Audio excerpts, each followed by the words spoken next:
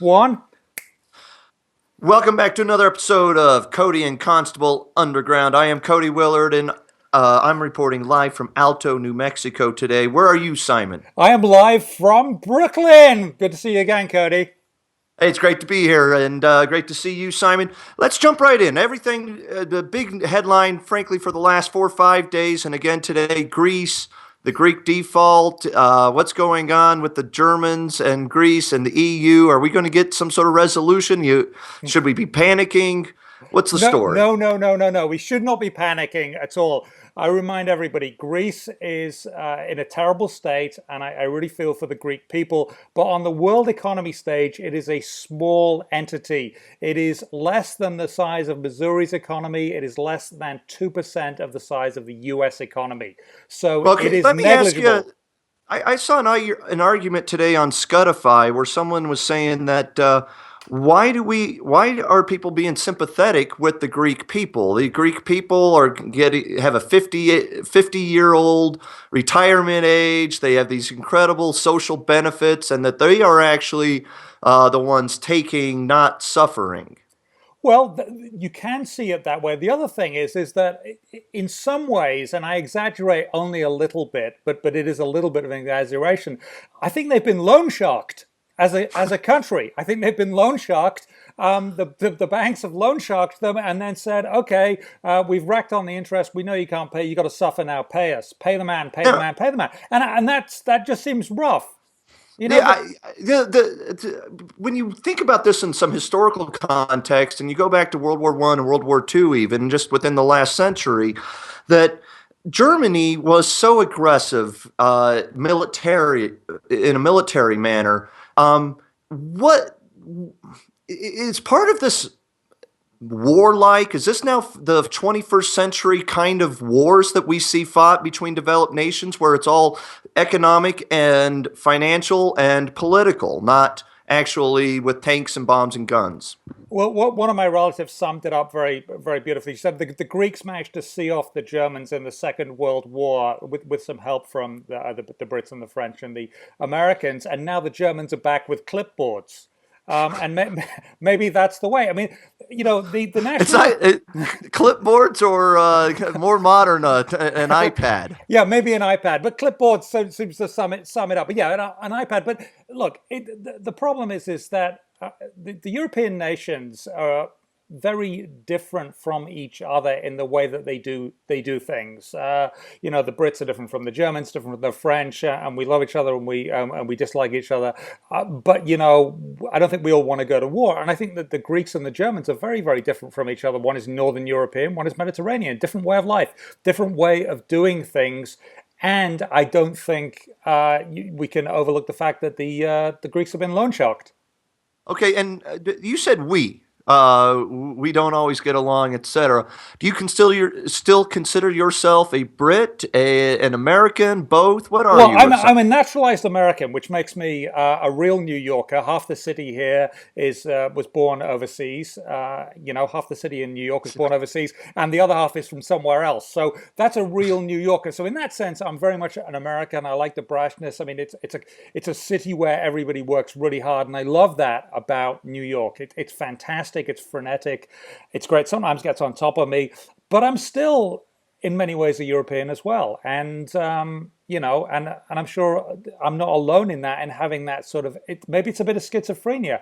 I love the French, and I was heartbroken. The Charlie Hebdo attack was just awful. I mean, if anyone's going to have get fall out with the French, it's got to be the English, right? I mean, it's not going to be anyone else. And we certainly don't want to kill them. That was Some awful. subtle dry humor there. Simon, you wrote an article this week for TheStreet.com talking about the Obama Trade Pact, if that's Yeah. what you want to call it. I don't like to use the word The Obama and Bush as a label for a bill Well, because it's they the both are just serving the same masters. Talk about this Trans-Pacific bill Partnership. and, Yeah, and, yeah. and set the stage for this next topic. Okay, it's the Trans-Pacific Partnership. It's rather like the NAFTA, the North American Free Trade thing, but it's going to be extended, and it'll extend to Pacific Rim countries, certain big ones.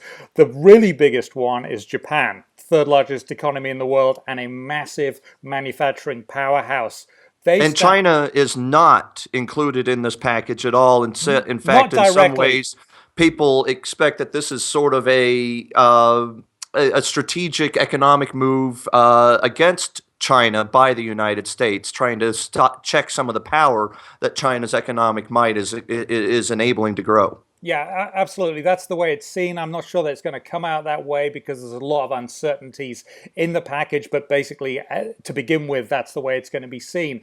Now, I managed to find a Federal Reserve working paper, which was published last month, and an earlier version was published earlier in the year. And basically, it said that the trade with China from 2000 to 2007 had cost 1 million manufacturing jobs in the US during that period. Now, overall, they said it had been good. The trade with China had been very good.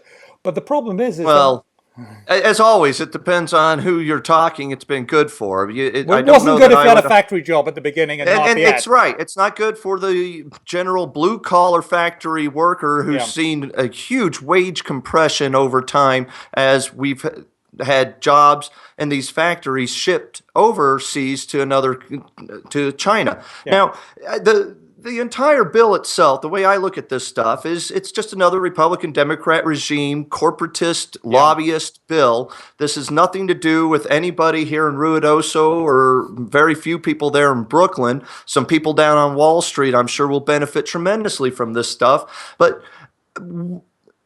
it doesn't look like it's going to pass. Is that because labor has finally actually coalesced? No. You've seen a lot of labor fighting this bill. I think what this comes down to, and I was talking with my friend John Batchelor about this, is the issue is that Obama has tried to get this passed, and he hasn't really been very close to his Democratic colleagues in Congress, i.e. in the Senate and in the House.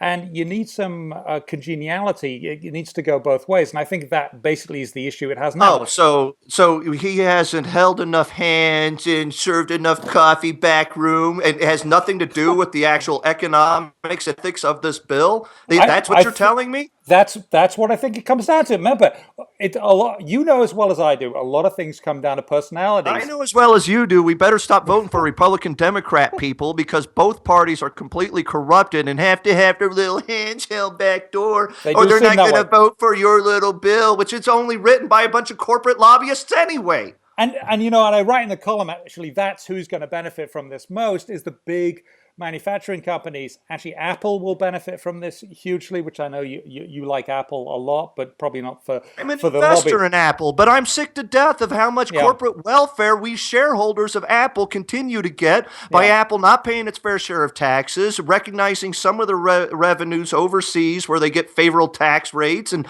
this is nonsense. You know what? I'm paying for your bridges, for your roads, for your police, for your military.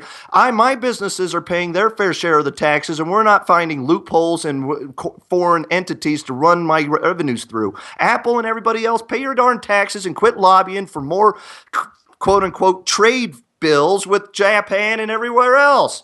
Build your own factories, Tesla. Well, we know we know they're listening, so I'm sure they'll take that to heart. Tim Cook especially, but also help GE and General Motors and places like that. But anyway, yes, that's what's muddling along. I actually think eventually it gets through, and that's it. I just think that happens. Simon, I was driven crazy most of the time when we'd open up the TV show on Fox, and we'd be running through like the most random, esoteric, worthless data point from the Federal Reserve's economic data book or something of the day. And every once in a while, you do have employment numbers and things like that, but what are people supposed to do with this stuff? Greece, the trade bill, Apple benefiting. It's all nonsense. It's all noise. What are you supposed to do? What are we supposed to take away from this today, Simon? I think basically brush it aside. I don't think any of this changes the trajectory we're on. We're still in growth. It is slow growth. This isn't back to the 90s. This isn't back to the Clinton era. So slow growth, continuing to go ahead. And if you invest in solid companies that know how to return money to shareholders, then that is part of the key, and grow their businesses, then you will do well in the stock market. And you're investing in some companies that are further, at the beginning of their When you life say cycle. When you say slow growth, you're talking about the United States economy in general. Corporate earnings are Yes. growing much faster than the general economy, in large part Yeah. because the Republican Democrat regime and the Federal Reserve and the banking policies are all set to maximize corporate profits and corporate profit growth. But one of the things, and in some sense, whether it's 3% or 5% or 10% growth, on the point being that there's 15 to 20 trillion dollars that's flowing around in our economy every Yeah. year. And growth is aside, you've got to figure out how to get your bucket in front of the areas that have the most amount of money flowing and growing. And that's why, as you know, I've talked about the app revolution Yeah. forever. I'm an investor in a lot of app companies. I own and help run some of those app companies, from Future Messaging app, FUTR. Everybody go check it out. You can actually schedule when your messages get delivered to Yeah. someone, to Scudify. This stuff is high growth. There are sectors of the economy that are exploding in valuation, that are exploding in revenue growth and in opportunity. I saw someone today on YouTube that just randomly, I was Googling some drone stuff, some videos I had actually uploaded, and the guy said drone law from the quote drone lawyer, and he was branding himself as the drone lawyer. Get in front of drones. Get in front of the drone revolution, the app revolution. Whether you're an attorney, a banker, or a podcast guy, getting in front of growth areas makes you an expert, gets you in front. There are no experts in drone law yet. You can become the drone lawyer. Well, if I knew anything about the law, the only thing I know about the law is that I'm not in trouble with it right now, which is good. And let's leave it on that.